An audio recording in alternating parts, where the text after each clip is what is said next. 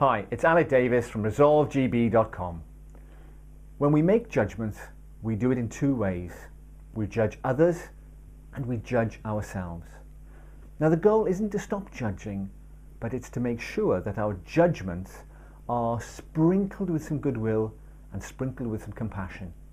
But before thinking about being compassionate and having an understanding about the other person, you need to do a little bit of internal work on yourself. Compassion for yourself is your starting point. This is about reassuring yourself that you are where you are from just trying to do your best with what you know. This conversation is going to be a stretch, and that's okay, because even the hardiest, most seasoned professionals are going to find difficult conversations a stretch. The key is to normalize the way you're feeling and remind yourself that learning from this conversation is a top priority. Imagine the other person who you're having the conversation with isn't this big, ugly, threatening individual, but rather an innocent child, not yet wise to the ways of the world. Now, I'm not suggesting you act in a patronizing way towards them. I'm suggesting you temporarily park your judgments, put them on hold, put them to one side just for a moment, and see the other person as a human being with fallibilities and vulnerabilities just like you.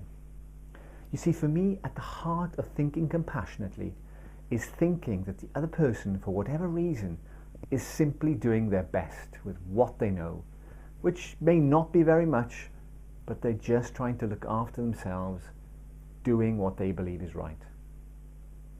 So rather than seeing their behavior as some deliberate act of malice, you see it as an expression of their integrity, trying to pursue their own rights and beliefs.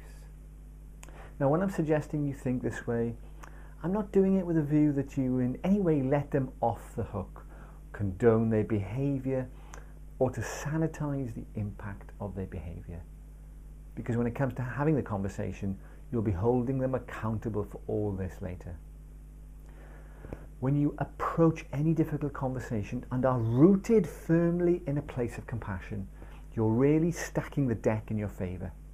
Accessing a state of compassion provides a blanket of safety for you because you're just doing the best with what you know with honorable intent.